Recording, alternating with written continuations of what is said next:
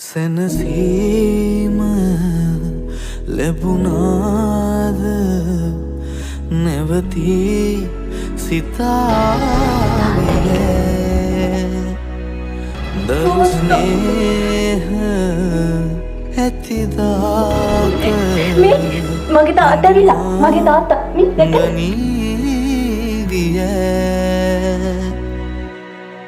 හිනි පෙතම සොයා ලුහු බඳින තුරා මගේ තාත්තා කවදාවත් දන්නේ නැහැ. නොවිතියේවි ජීවිතේ